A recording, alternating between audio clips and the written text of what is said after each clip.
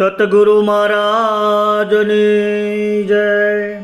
સત્ય સનાતન ધર્મની જય. આવ્યા અને ગયા આપણા અનંત જન્મ અપાર, જાણ્યો નહીં સત્યનો સાર, તો ક્યાંથી ઉતરીએ ભવપાર.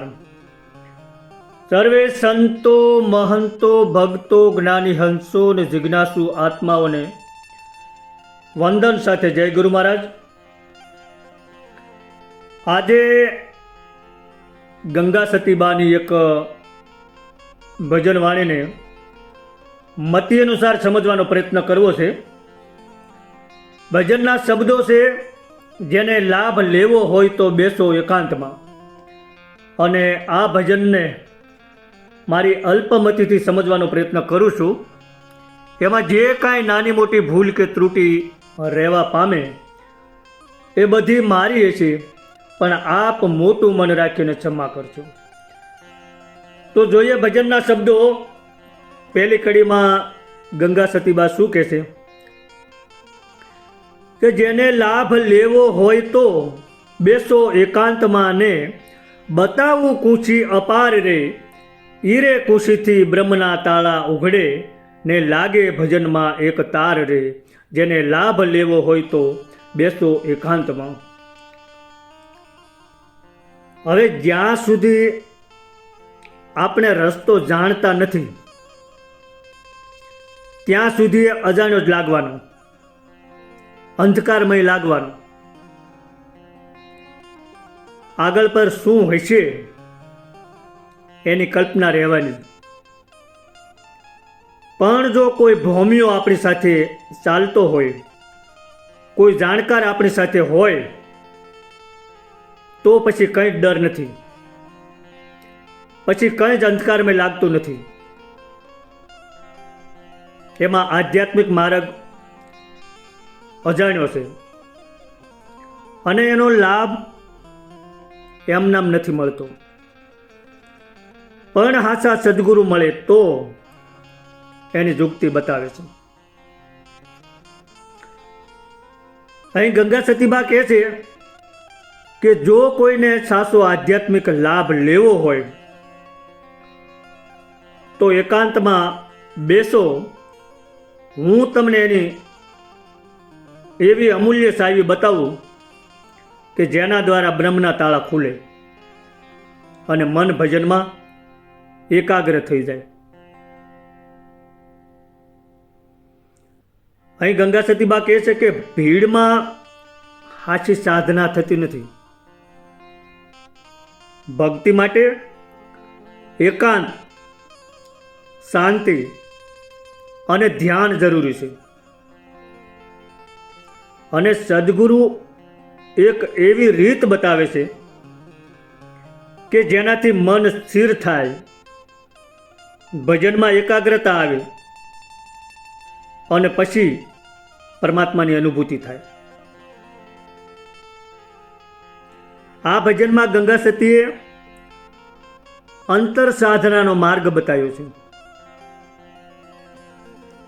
એકાંત એટલે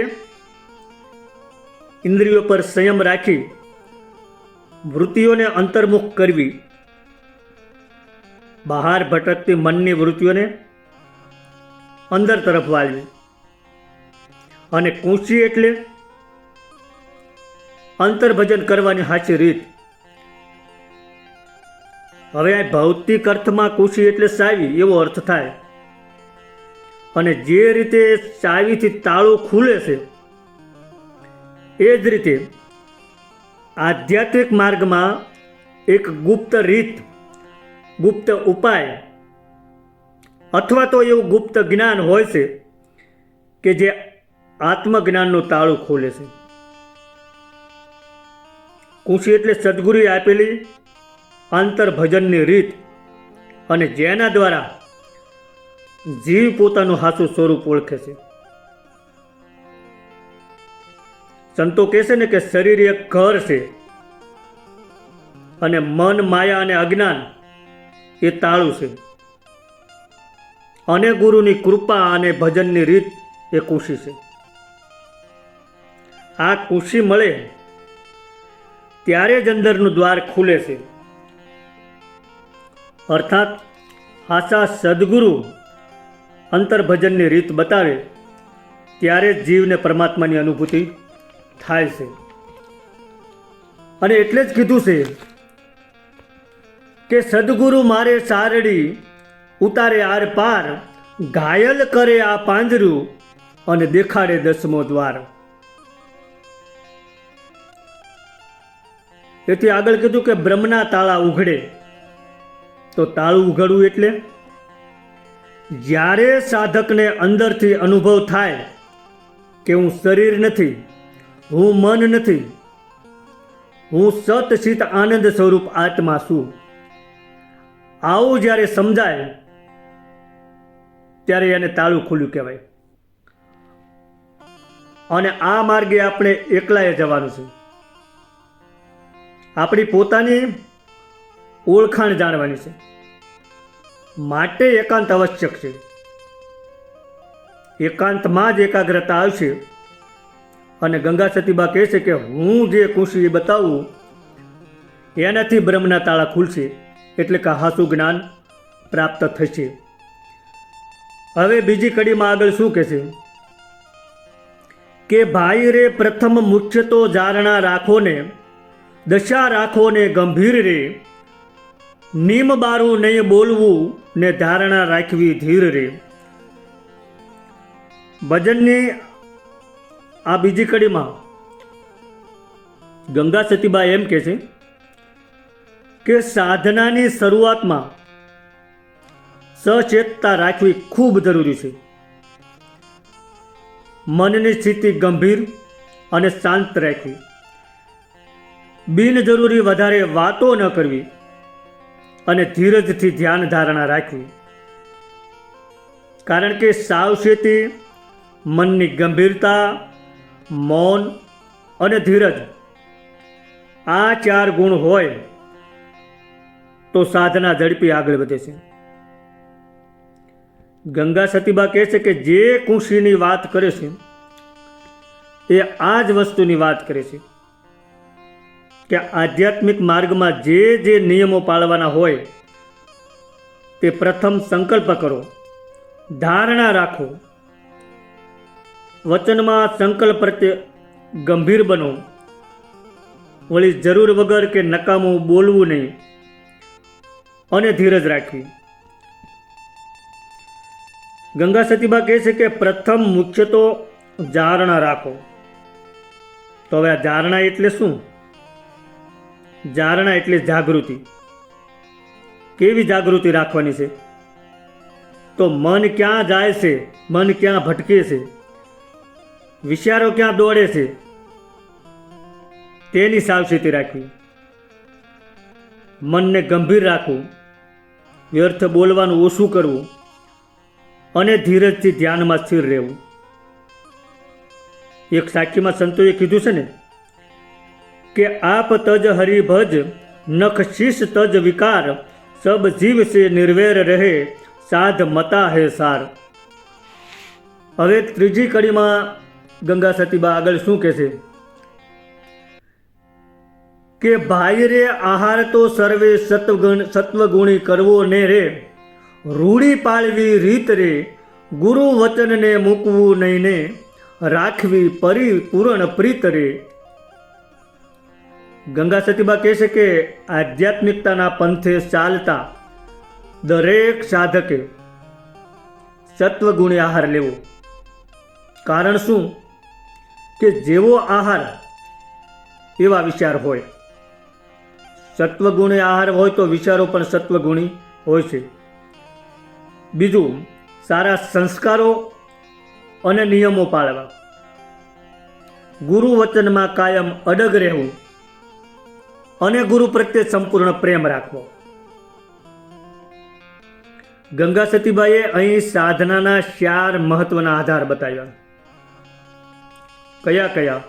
તો એક તો શુદ્ધ આહાર, બીજું શુદ્ધ વ્યવહાર, ત્રીજું ગુરુ ઉપદેશનું પાલન અને ચોથું ગુરુ પ્રત્યે સંપૂર્ણ પ્રેમ, સંપૂર્ણ સમર્પણ. આ 4 વસ્તુથી સાધકને માર્ગ સરળ બને છે. હવે અહીંયા આહારની વાત આવી તો આહાર એટલે માત્ર ખોરાક નહીં, પણ અહીં આહારના 3 પ્રકાર બતાવ્યા છે. અન્ન આહાર એટલે ખોરાક, ઇન્દ્રિય આહાર એટલે આંખ કાન વગેરે જે લે છે ને તે, અને મનનો આહાર એટલે વિચારો સંકલ્પ વિકલ્પો.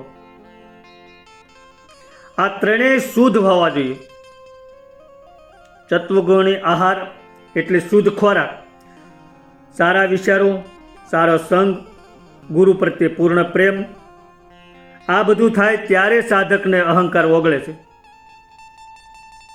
અને ચિત્તની શુદ્ધિ, જીવનમાં શિસ્ત, સત્ય માર્ગ અને આત્મસમર્પણ, આ 4થી ચિત્ત પવિત્ર બને છે અને બ્રહ્મ જ્ઞાનનો માર્ગ ખુલ્લો થાય છે. હવે પ્રશ્ન થાય કે સત્વગુણી આહાર કેમ જરૂરી છે?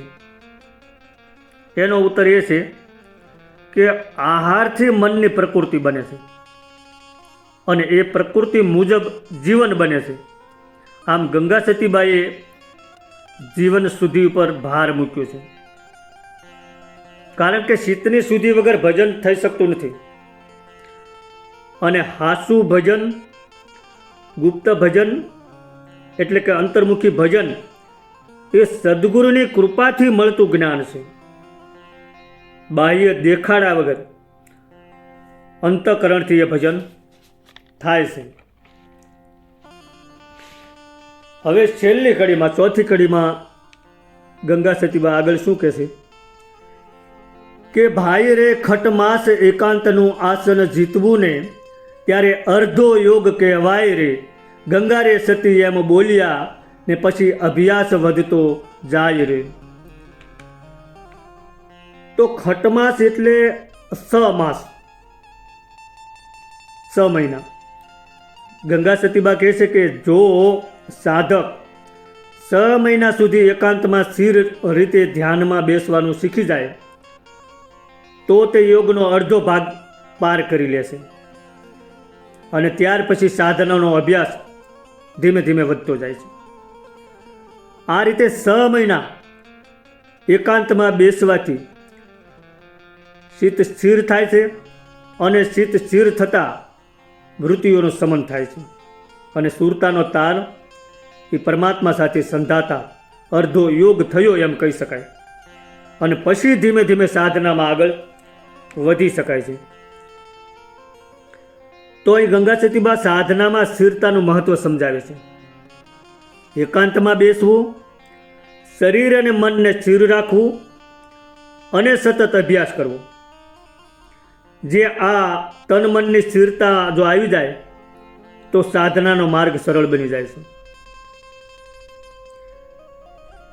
પહેલી કડીમાં એક વાક્ય બહુ મહત્વનું છે કે આસન જીતવું.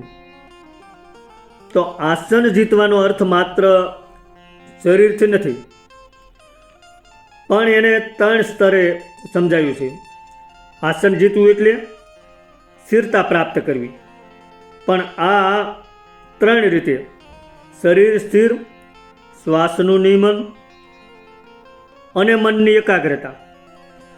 જ્યારે સાધક લાંબા સમય સુધી આ સ્થિતિમાં રહી શકે ત્યારે અંતરયોગ શરૂ થાય છે અને પછી આંતરિક અનુભવ વધતો જાય છે.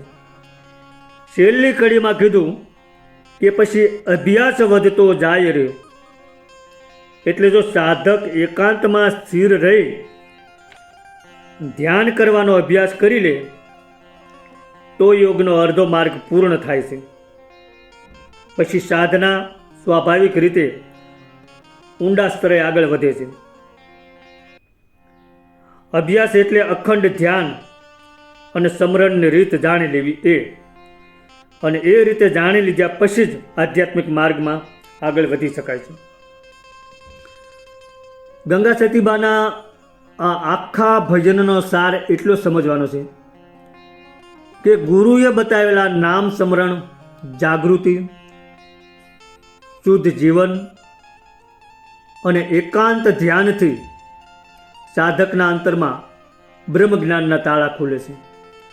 અને આપણને મળેલ અણમોલ માનવ જીવનનો હાસો લાભ લેવો હોય તો સંયમ, ગુરુ પ્રેમ અને નિયમિત ભજનથી મનને સ્થિર કરીને અને સદગુરુએ બતાવેલા ભજન પ્રમાણે ભજન કરી લેવું જોઈએ. સદગુરુ મહારાજની જય.